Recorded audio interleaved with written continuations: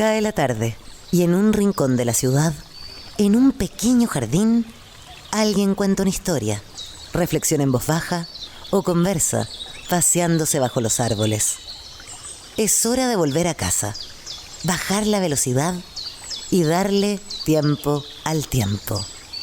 Christian Warnken nos abre la verja de su jardín para que respiremos aire puro y oxigenemos el espíritu. En Pauta, aquí comienza Desde el Jardín. Una presentación de Universidad Bernardo Higgins, acreditada en nivel avanzado por 5 años, y Grupo Educar, construyendo el futuro de la educación técnico-profesional en Chile. Lo esencial de toda exploración será volver al propio jardín y ver las cosas por primera vez, decía el poeta T.S. Eliot. Muy buenas tardes, queridas y queridos radiovidentes que al escucharme me ven caminar por mi jardín. Hoy día es lunes 27 de octubre y voy caminando, pisando las hojas de este jardín, rumbo al patio de la escuela que está a poquitos metros de acá. Me encanta ir a conversar con los profesores de Chile, con aquellos sobre todo que se están atreviendo a innovar, pero también a volver a los orígenes, a volver a lo genuino.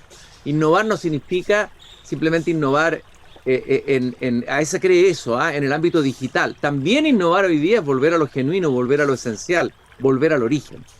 Y bueno, cada vez que entro al patio de la escuela, ustedes ya escucharon ahí el sonido de las campanas, a los niños, toda esa maravillosa vibración que viene de la escuela, esa energía.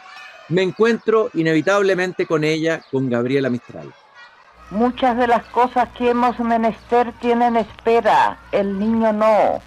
Él está haciendo ahora mismo sus huesos, criando su sangre y ensayando sus sentidos. A él no se le puede responder mañana, él se llama ahora. Ese mismo niño que Gabriela Mistral dice que se llama ahora, a ese niño ella le escribe un bellísimo elogio del niño, del que solo voy a leer algunos fragmentos, pero a quienes nos están escuchando les recomiendo que se lean este texto precioso de 2 páginas, que lo pueden encontrar en algunas antologías de su pensamiento pedagógico, por ejemplo, Pasión de Enseñar. Ella dice: el niño no es loco, y si lo es, mejor anda y mejor vive. Dejarle tal vez valga más que mantearlo. Su cuerpo, libre de atascos y toxinas, le da la alegría sin causa que es la única fiel. Ahí va, borracho de aire y de luz, con el pelo suelto como una crin. Y otra vez tiene razón, porque todo se vuelve vino para unos sentidos limpios y en vacaciones. La libertad le gusta al niño más que el comer y el beber. Las naranjas y las sidras no le hacen tan feliz como andar suelto por la huerta o las calles. Y más adelante afirma: para construir lo mismo le valen piedras que cartón y corchos y cañas rotas. No es que no sepa escoger, bien lo sabe, es que él quiere construir a toda costa, de cualquier laya. Y termina, son fragmentos que he seleccionado solamente de este elogio del niño, diciendo: el niño acaba el día como si hubiese cosechado 50 aventuras. Y es verdad que las tuvo, puesto que las arrió y las luchó sentado en una piedra o al dormirse. Pues cuando cae al fin, y con un sueño tal que es el récord de todos, todavía entonces de sueño adentro siguen sus gestas y por eso manotea sobre las sábanas. Gabriela Mistral en este bellísimo texto está describiendo al niño libre, al niño que corre en contacto con la naturaleza, que se cae, que trepa los árboles, que pisa charcos, que se saca la mugre. El niño como ha sido siempre y debiera ser siempre. La pregunta es, hoy día, ¿todavía existe este tipo de niño o ese niño está en peligro? Cayó en mis manos un libro muy interesante. Solamente vi la portada y la contraportada, pero mi ánimo es buscarlo y leerlo absolutamente, de un título muy sugerente: La infancia recobrada, cuya autora es Anita Isla y Manuel Valmorisco, por una infancia natural, estimulante y abierta al asombro. En ese libro se habla justamente de que una suerte de pseudo-infancia habría reemplazado a esta infancia que describe Gabriela Mistral. Y hoy día vamos a poder conversar con la autora de este libro, que además es educadora de párvulos de la Universidad de Chile, es miembro del directorio de la Fundación Argé, tiene más de 40 años de experiencia en metodología HighScope, es una de las fundadoras del colegio Gabriela Mistral. Bueno, ha hecho una cantidad de charlas, ha recorrido el mundo. Pueden buscar algunas entrevistas muy interesantes, una entrevista particularmente en el sitio de BVA. Y no estoy haciendo propaganda por promoción ni nada, sino porque hay entrevistas muy interesantes, entre ellas una conversación que tiene ella. Hace más de 26 años hace talleres de cuentos para profesionales, educadores, en fin. Y además habla de la pedagogía de la emergencia, es coordinadora de la pedagogía de emergencia en Chile. Nos va a explicar de qué se trata eso. Anita, un gusto de saludarte aquí en el patio de la escuela junto a mi jardín. Hola Cristian, es un gusto volver a encontrarte. Eh, bueno, me encantó la presentación que hiciste con esta prosa maravillosa de Gabriela y con este libro Pasión de Enseñar, porque escuchándote yo pensaba, en realidad es muy difícil hoy día aventurarse en una profesión ligada a la educación sin sentir una pasión por ello. O sea, yo creo que en parte tu pregunta acerca de los niños y las niñas y los jóvenes hoy eh, tiene que ver con eso, con esta infancia que nosotros mismos de alguna manera hemos ido cediendo territorio, ¿ya? Alejándolos del patio, alejándolos de esta idea del movimiento en libertad, del juego libre, de todo lo que seguramente tú en tu infancia y muchos de nosotros y tus auditores deben haber gozado. Hoy día los niños tienen una gran carencia en este sentido. Eh, y yo creo que una de las justificaciones que yo le he encontrado al hecho de haberme formado como pedagoga de emergencia, que inicialmente no fue así, pero que después lo fui comprendiendo, como cuando uno comprende algo después de mucho tiempo y dice, ¿por qué yo habré hecho esto? Bueno, ahora tengo mucha claridad de que es cierto que la pedagogía de emergencia actúa y pretende socorrer a las personas cuando tienen un derrumbe en su estructura interna a partir de una catástrofe, de haber vivido una catástrofe, pero yo creo que hoy día, no quiero ser pájaro de mal agüero, pero yo creo que hoy día estamos frente a una especie como de catástrofe con la educación.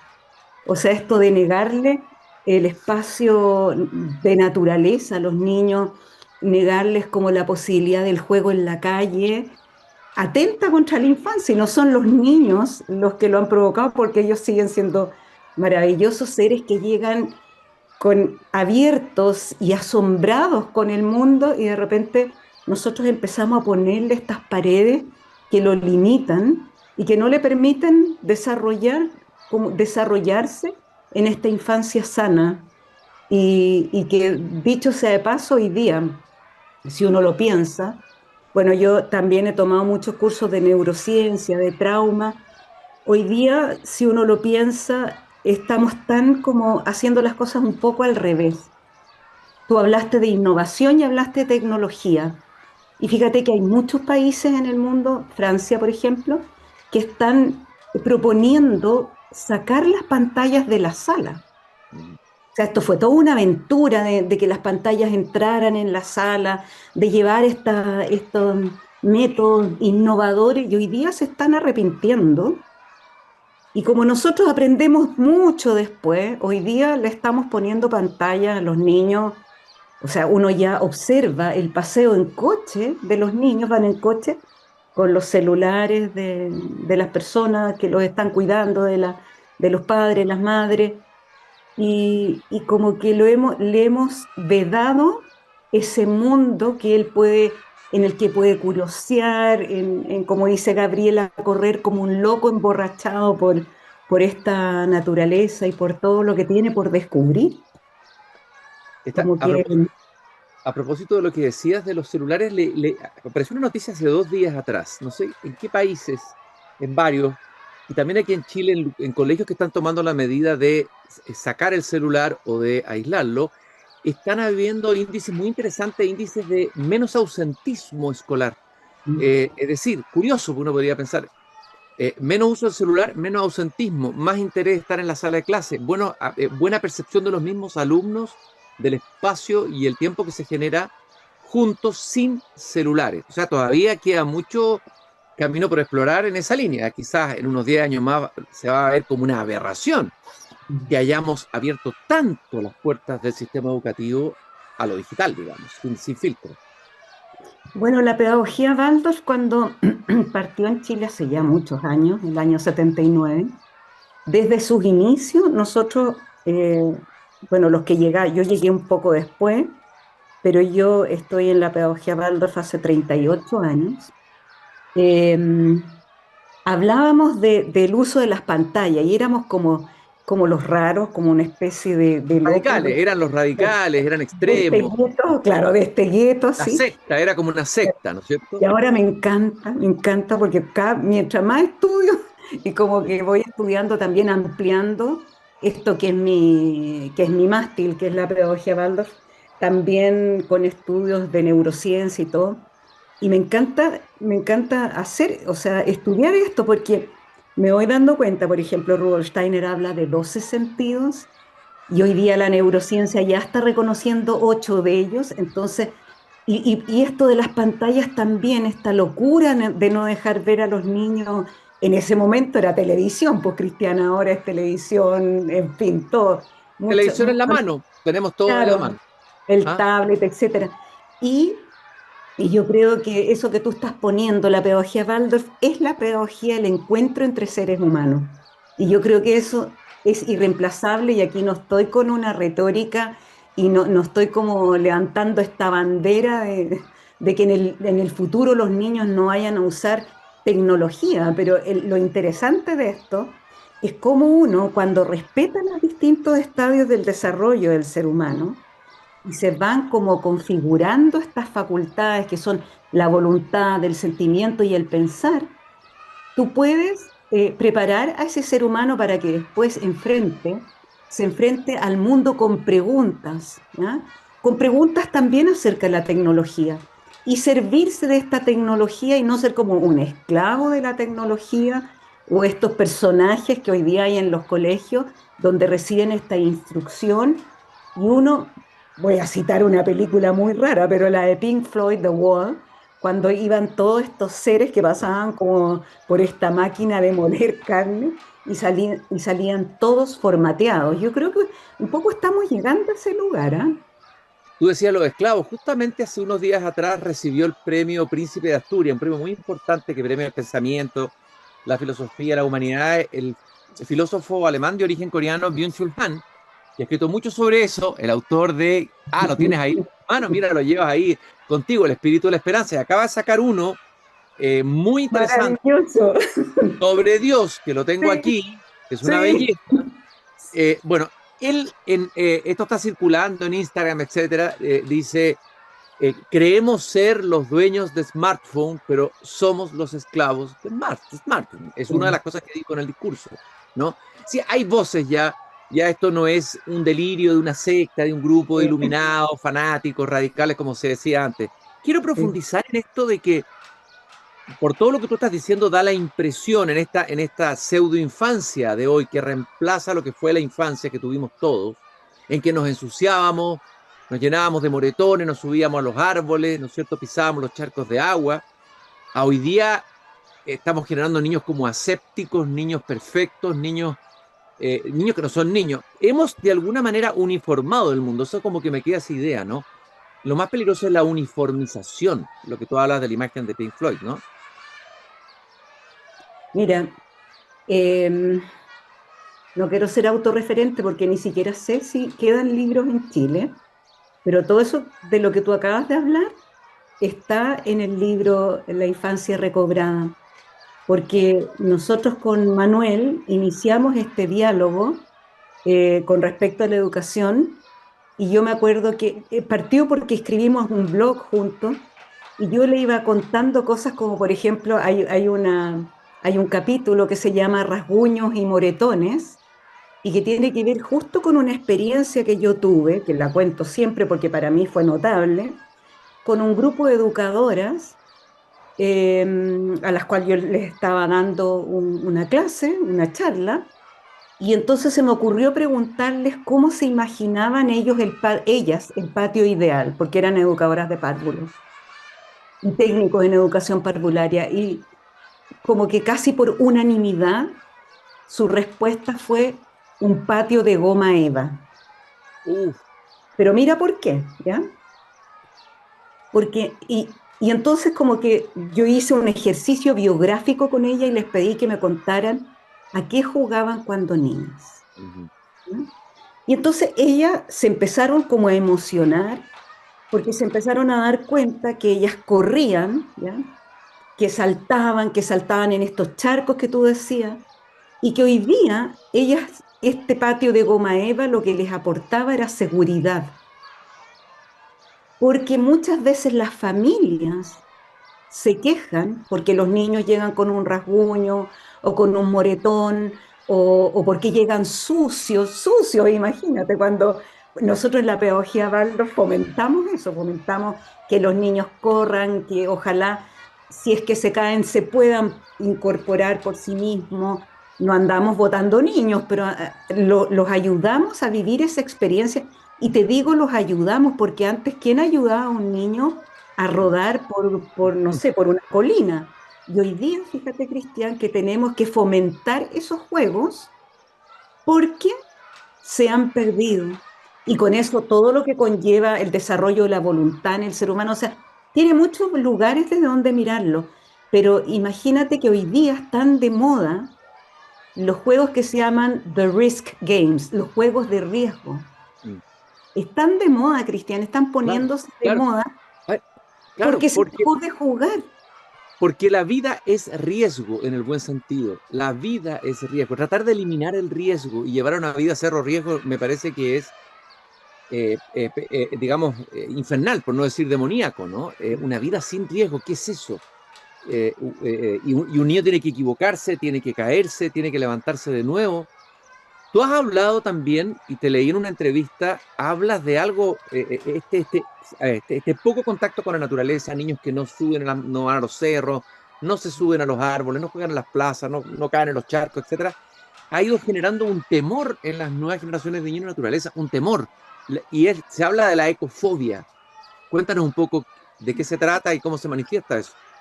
Bueno, en la ecofobia, fíjate que yo estoy acuñando hace varios años algo que es un concepto que es bioecosofía, ¿ya? Como una forma de educar que por supuesto surge de la antroposofía, que es el fundamento de la pedagogía Waldorf, el fundamento sobre el cual se apoya la pedagogía Waldorf. Eh, y hoy día en la mañana, perdona, voy a volver a eso, a esa pregunta, pero hoy día en la mañana yo estaba volviendo a leer una parte de un libro que se llama El estudio del ser humano de Rudolf Steiner, donde él habla que cuando se funda una escuela Waldorf, es un acto solemne, imagínate lo que estamos hablando, un acto solemne de orden cósmico, o sea que nos está poniendo en una dimensión donde nos está llamando la atención sobre también una característica del ser humano que tiene un cuerpo, un alma, una vida interior y un espíritu al que por hoy día le podemos llamar el yo conductor, ¿ya? Y entonces como que cuando hablamos de ser y naturaleza, hombre y naturaleza, estamos hablando también de estos entornos, de la bioecosofía, o sea, lo vivo que está en mi entorno, el eco, el entorno que también eh, dentro del cual el educador o la educadora son estos posibilitadores, ¿ah? Los que nos permiten estos encuentros. El segundo septenio es como la autoridad amada, el autor, autoridad en ese sentido, el autor que me va a permitir, como me va a mostrar este mundo, y Sofía por la sabiduría, porque la palabra ecología ya no nos estaba alcanzando, Cristian, Claro, ¿no? porque se está transformando en una palabra manía también, ¿no es cierto?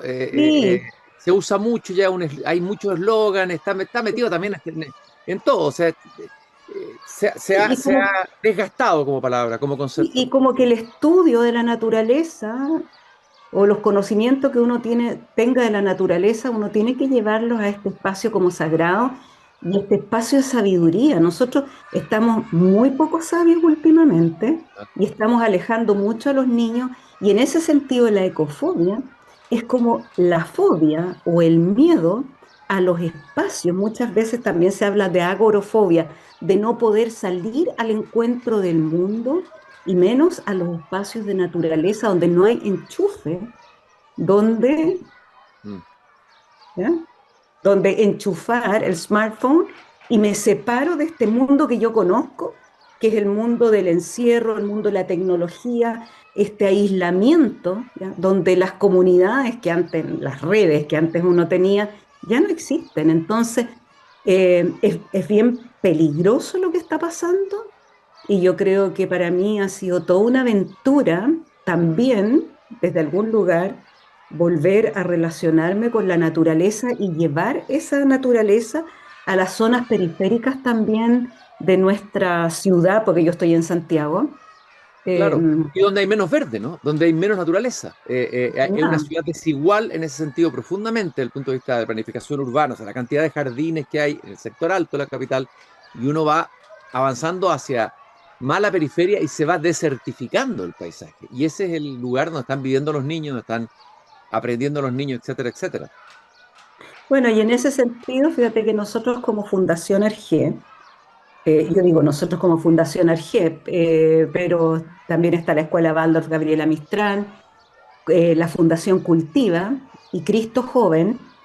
Después del estallido social, nosotros tuvimos un encuentro con algunos jardines de la red Cristo Joven, que son 13, que están justamente en la periferia de Santiago, y creamos este proyecto que se llama Proyecto Damasco, ¿ya?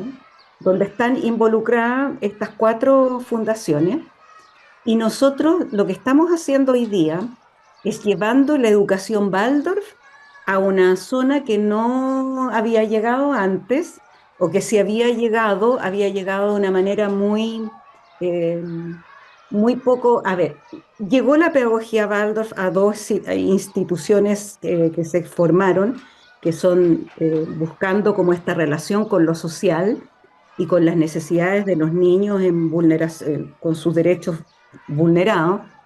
Pero aquí esta es una red de 13 jardines infantiles, y nosotros, este proyecto Damasco, fuimos invitados, no llegamos así a instalar la pedagogía Waldorf, sino que fuimos invitados a llevar la pedagogía Waldorf a estas zonas en la periferia, y hoy día tenemos un seminario de formación de profesoras Waldorf en Lo Hermida, ¿no?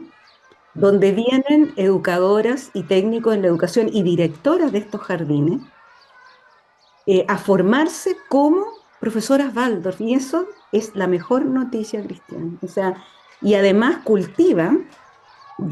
ha llevado espacios o sea, naturaleza a estos espacios, y también hemos estado trabajando con las educadoras y las directoras con experiencias en la naturaleza, también para que ellas vayan como a través de esta experiencia queriendo llevar también a sus espacios los huertos, los bosques comestibles, en fin, muchas de las cosas que hoy día, los bosques de bolsillo, que hoy día Cultiva también está haciendo en distintos lugares de la ciudad, porque bueno, Cristian, tú tienes razón, hay una parte de Santiago, pero yo vivo en Providencia, y aquí este es un bosque de cemento, ¿ya? Ujú.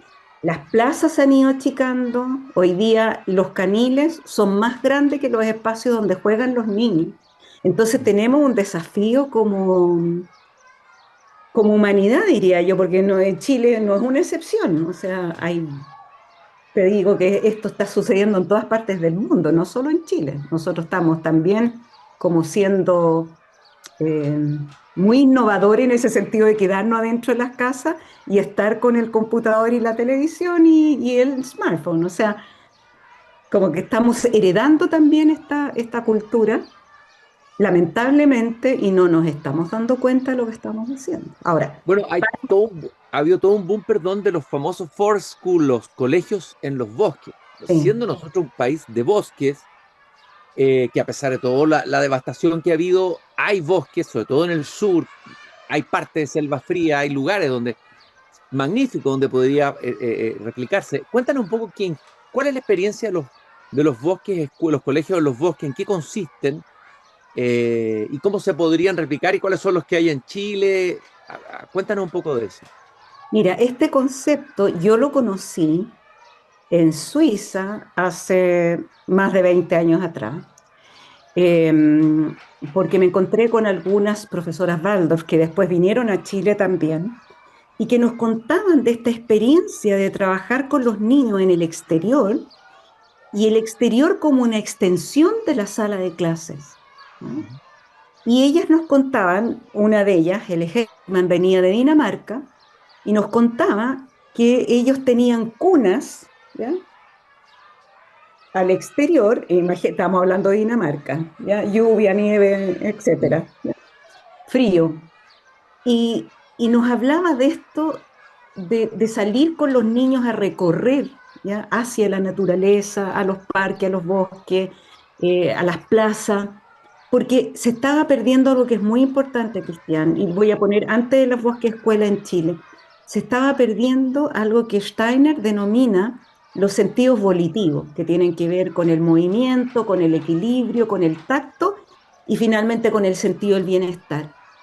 Y junto con eso se estaba perdiendo la voluntad que primero se expresa en el cuerpo físico, ¿no?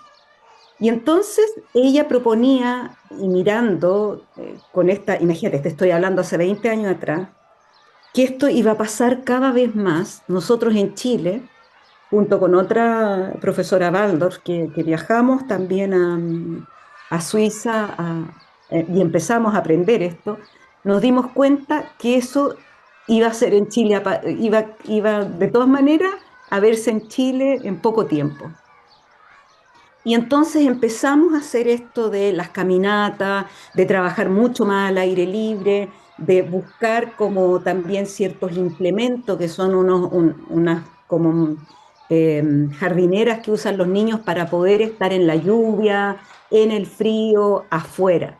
Ahora, esto tiene que ser en absoluta complicidad con la familia, porque es, claro, la escuela, y cuando tú decías el patio de la escuela, tiene que constituirse en este lugar seguro para los niños y no en la amenaza que está haciendo hoy día. Y así empezó entonces a crecer desde la pedagogía Waldorf este espíritu, pero después vino una corriente que son los bosques escuela. Hoy día hay muchos en el sur, algunos en Santiago y en otras regiones, y están trabajando toda su jornada la pasan afuera. ¿Ya? A mí me encantaría visitar un bosque escuela en Chile, no conozco mucho, pero sí conozco gente que lo está haciendo, que lo promueve y que además lo justifica desde el punto de vista pedagógico, y yo sé que les está resultando muy bien, así que solo quiero ir a conocerlo. Estoy caminando en el patio de la escuela junto a mi jardín con Anita Isla. Ella es miembro del directorio de la Fundación Argé, educadora de párvulos, Universidad de Chile, 30 años en pedagogía Waldorf. Vamos en el próximo bloque, vamos a ir una breve pausa, Anita, y ya vamos a regresar. Vamos a hablar de la pedagogía de emergencia, qué significa eso. Pero ya regresamos en pocos minutos. Como ustedes pueden escuchar, estamos en el patio de la escuela, al lado de mi jardín. Esto es Desde el Jardín. Yo soy Cristian Márquez, el jardinero del jardín de al lado del patio de la escuela. Estoy conversando y caminando con Anita Isla. Ella es miembro del directorio de la Fundación Argé. Es una pedagoga Waldorf con una vasta experiencia en educación, coordinadora de pedagogía de emergencia en Chile. Estuvimos conversando en la primera parte del programa de esta pseudoinfancia que lamentablemente ha reemplazado la verdadera infancia. Una pseudoinfancia que se expande, que crece y que de alguna manera está mostrando los efectos negativos de alejar a los niños de la experiencia, el contacto con la naturaleza, el contacto con el tacto, con los sentidos, el equivocarse, el explorar, el trepar árboles, etc. Todo eso está desapareciendo y constituye, desde su mirada, un peligro. Quería preguntarte, Anita, primero, otra de las facultades, aunque es más que una simple facultad que está en peligro, es la del asombro. Si pensamos que el asombro es el origen, desde luego, de la filosofía, el taumazen del que hablaban los griegos, del pensar en Occidente, la pérdida del asombro me parece gravísimo. Y hay un libro que yo sé que a ti te gusta mucho y a mí también, que es Educar en el asombro. Hablemos un poco del qué pasa con el asombro hoy en educación, qué es lo que estamos perdiendo, cuál es tu mirada sobre eso. Bueno, hay una gran autora que es Catherine Lecuyer, que habla de educar en el asombro y después tiene un libro que se llama Educar en la realidad. Y cuando uno lee Educar en el esos dos libros, en realidad, de lo que ella está hablando es de todos estos temas que hemos estado abordando, Cristian, y cómo la pérdida del asombro y la pérdida de muchos de los hitos del desarrollo del ser humano que tenían que ver con el juego, que tenían que ver con lo que hablamos, la voluntad y también con la vida del sentir. Hoy día, y voy a hacer un paréntesis, hoy día se habla mucho de la vida emocional de los niños, ¿no? Le preguntamos todo a los niños, cómo te sientes bien, te sientes mal, y en realidad, Cristian, yo ahí tengo que decir que yo creo que uno de los asombros más grandes que todavía podemos tener nosotros los seres humanos es el encuentro con otro ser humano que nos despierta una pregunta a través de la observación, ¿no? Para mí, como que la relación de Rudolf Steiner con Goethe y el goetheanismo, esta observación fenomenológica, el poder mirar a otro ser humano y tratar de formarme como esta imagen, ¿ya? Y atender a las necesidades de los niños, que en sí son una pregunta. Yo no tengo que estar todo el tiempo preguntándole, sino que más bien eh, leer en él o en ella la pregunta que tiene que ver, que se conecta con sus necesidades, me abre a ese espacio de asombro permanente. O sea, yo dejé la sala hace 10 años, 9 años atrás, sí, no, 8 años atrás, perdón, y cuando la dejé, nunca la dejé totalmente, porque siempre voy a observar educadoras y niños y niños. Ha sido notable darme cuenta las transformaciones que han tenido, no solo por cómo ellos vienen llegando a la Tierra, que obviamente uno va en pos de la evolución, ¿cierto? Sino que también cómo los factores externos van condicionando estos comportamientos, estas nuevas conductas, estas nuevas condiciones con las que estamos escuchando, la condición del espectro autista, en fin, tantas cosas. Y entonces, si uno no se asombra, ¿qué respuesta le puedes dar a ese niño que viene a tu encuentro y que es un niño, voy a ponerlo entre comillas, ¿no? Es como un niño nuevo? ¿Cómo respondes tú a las necesidades que la época y como esta pregunta con la que llega el niño y la niña a la Tierra y las preguntas que hoy día tienen los jóvenes, por ejemplo, post pandemia? ¿Y cómo uno resuelve, ya, y responde esa pregunta si uno no observa con asombro aquello que viene a tu encuentro? O sea, para mí hoy día el asombro es casi el asombro, la veneración, la gratitud. Yo creo que son cosas que se van perdiendo, no son cosas, pero bueno, son facultades que uno va perdiendo y que nos van dejando en una posición como educadores de más bien eh, o sirviéndonos de una metodología, ¿no? Pero no estamos viendo como los hitos biográficos del desarrollo del ser humano y de la humanidad. O sea, yo creo que ahí estamos al debe totalmente con nuestros niños, niñas y jóvenes. Oye, Anita, hablaste del espectro autista, ha habido un verdadero boom. No sé si es que antes no se diagnosticaba, hoy día sí se está diagnosticando, o hay un boom que tiene que ver también con el tipo de mundo en que estamos viviendo, con algo de lo que tú has hablado. ¿Cómo evalúan ustedes, o cuál es la mirada desde la mirada, Baldo, de lo que está pasando con el autismo? Con el Bueno, espectro. la pedagogía Waldorf es como un tronco del cual emanan algunas ramas, una de ellas es la pedagogía curativa y otra es la pedagogía emergencia y la pedagogía vivencial también. Y nosotros en Argía tenemos una formación de pedagogía curativa que, que justamente da respuesta a tu pregunta, porque yo creo que hoy día tenemos que ampliar nuestro territorio de conocimientos y porque es algo que nos está tocando a todos. Yo tengo muchos amigos autistas, ¿ya? Jóvenes y también adultos que son autistas y que han creado fundaciones y organizaciones muy interesantes, pero hay que entenderlo como en esto que yo te decía, esta observación fenomenológica, como algo que está, que puede haberse expresado en distintos momentos de nuestra vida y nosotros podemos haber tenido amigos o parientes del espectro autista, pero hoy día como que esa condición se está mostrando más, ¿ya? Así como el déficit atencional y como muchas otras cosas, el autismo es una condición, ¿ah? Y eso es muy interesante porque no es una enfermedad. Hoy día mucha gente lo trata como trastorno del espectro autista, yo prefiero decir condición. Pero hay que prepararse para estos desafíos de este ser humano que está llegando y con múltiples capacidades, por un lado, porque algunos autistas tienen altas capacidades y tenemos también mucho otro diagnóstico cristiano, pero yo creo que en una pedagogía como la pedagogía Waldorf, que se considera a sí misma como una pedagogía terapéutica o salutogénica, uno tiene que ir en pos de la prevención y no de la patologización de aquellos seres humanos con los que nos vamos encontrando. Entonces, somos nosotros los encargados de buscar respuesta para todo esto que se nos viene mostrando o con lo que nos vamos encontrando. Anita, hablemos un poco de la pedagogía de emergencia, de dónde surge, trata de decirnos así brevemente el concepto, qué significa pedagogía de emergencia. Esto también viene, tú dices, de la pedagogía Waldorf, de ahí nace, entiendo.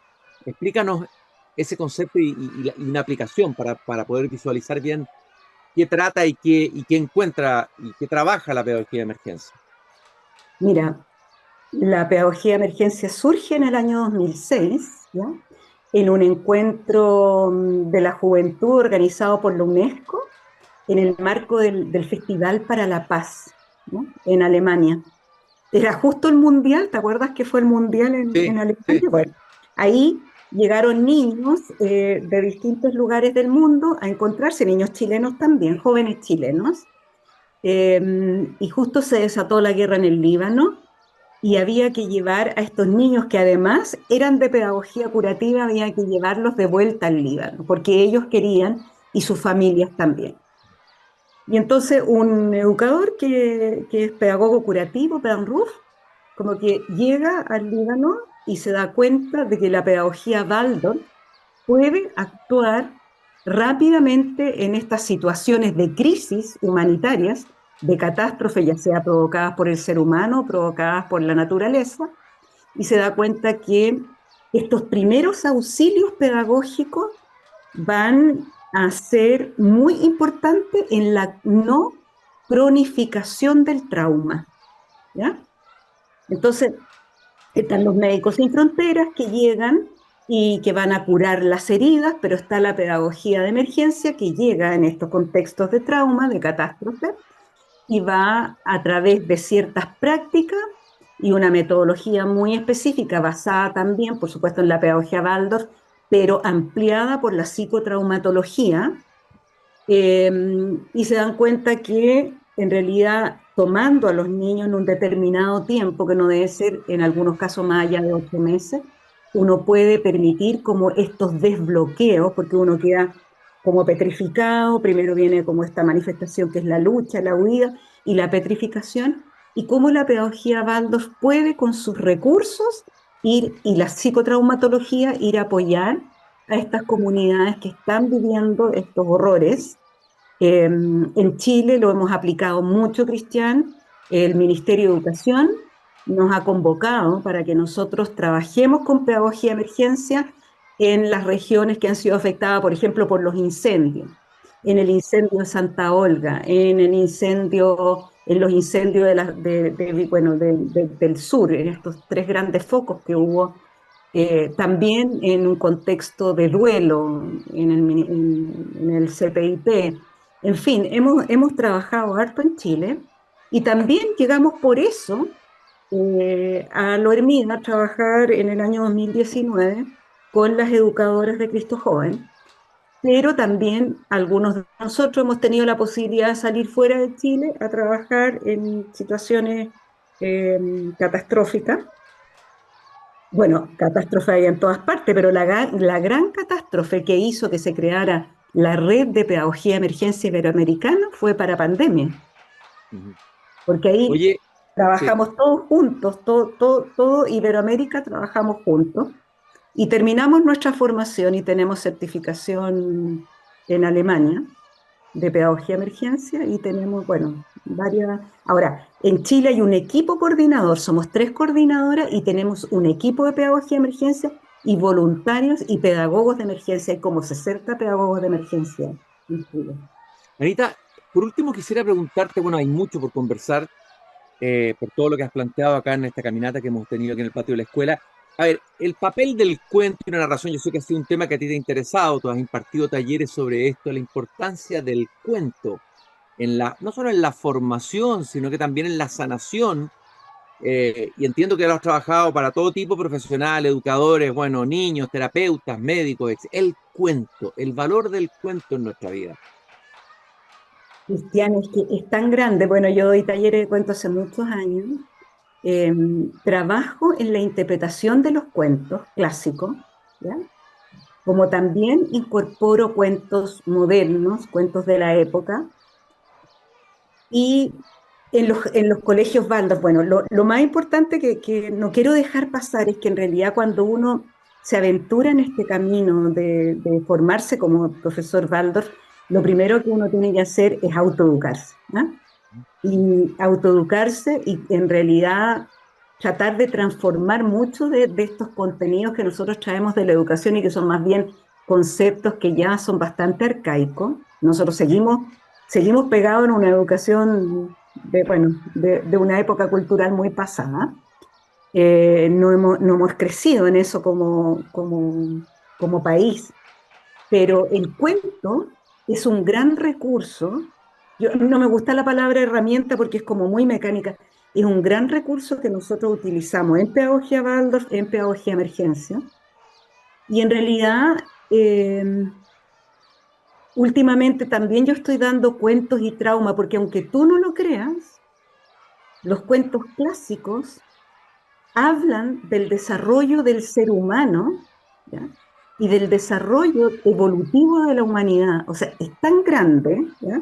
Podríamos estar un día entero hablando de esto, pero son imágenes arquetípicas, o símbolos, que nos van mostrando como aspectos de nosotros mismos y las cosas que vamos a tener que enfrentar. Y se piensa que muchos de estos cuentos clásicos ni siquiera todavía ese final que vemos, que es, por lo general es un final feliz, por lo general todavía la humanidad no ha llegado a ese estadio del desarrollo. Entonces son enormes. Yo doy talleres de cuentos desde la narrativa. Yo creo que esto, hablamos siempre del fomento lector, ¿ya? Y si tú partes con los niños pequeños, contándole cuentos, narrándoles cuentos, no solo desde un lugar, no buscando, no persiguiendo algo y preguntándole a los niños, sino que de verdad permitiéndolos que ellos se empapen de estas imágenes y queden como vestidos también de estas imágenes, que, bueno, estas imágenes son vestidos de verdades, le llamo yo. Y creo que hoy día nosotros tenemos que llenar una frase que yo he acuñado, que los bolsillos llenos de imágenes, porque estamos en tiempo que vamos a necesitar mucho de estos arquetipos para volver a ligarnos con este arquetipo de ser humano. He puesto la palabra arquetipo muchas veces, pero este ideal de ser humano que queremos nosotros también, al que queremos aspirar. Bueno, estos cuentos son como las miguitas del cuento Pulgarcito para que podamos volver a casa, ¿no? Sí, Para que podamos regresar. Eh, totalmente. Anita, yo te quiero agradecer esta interesantísima conversación que hemos tenido esta tarde aquí en el patio de la escuela. Anita Isla, miembro del directorio de la Fundación Arché, pedagoga Waldorf con vasta experiencia en talleres, en pedagogía de emergencia y en otros temas, educadora de párvulos de la Universidad de Chile. Fue un gusto haber conversado contigo, Anita. Por lo menos Igual, abrir algunos temas interesantes. A quien quieras buscar más información sobre la fundación donde tú estás, me imagino que hay una página donde está contado lo que ustedes están haciendo y hacen. y tenemos un Instagram, Fundación Arché, se escribe Arché. Tenemos un Instagram y tenemos también una página que está en construcción, pero sí, tenemos cómo comunicarnos. Perfecto, Anita. Fue un gusto caminar contigo y conversar contigo esta tarde en el jardín. Igual, Cristian, muchas gracias. Nos Y vemos. nosotros nos vamos a encontrar mañana cuando vuelva a abrir la verja de madera de este jardín. Recordarle que nos acompaña Grupo Educar, construyendo el futuro de la educación técnico-profesional en Chile. Conoce más sobre nuestro trabajo en grupoeducar.cl. También recordarles que comenzó el mes del francés en Chile. Ya lo conversamos antes. Es una celebración de la lengua y cultura francófona que se inauguró en la Universidad Bernardo Higgins con colaboración con el Instituto Francés de Chile, la Organización Internacional de la Francofonía, las Embajadas Francófonas, la Red Le Français Chili y TV5 Monde. Este evento busca fortalecer los lazos entre Chile y el mundo francófono. Nosotros nos encontramos mañana a las 7:30 y no se olviden la frase de Voltaire al final del Cándido: hay que cultivar el propio jardín. Hasta mañana. Es hora de cerrar la verja de madera del jardín. Pero Christian Warnken la volverá a abrir de lunes a jueves a las 19:30 horas en Radio Pauta, cuando comience de nuevo Desde el Jardín. Una presentación de Universidad Bernardo Higgins, acreditada en nivel avanzado por 5 años, y Grupo Educar, construyendo el futuro de la educación técnico-profesional en Chile.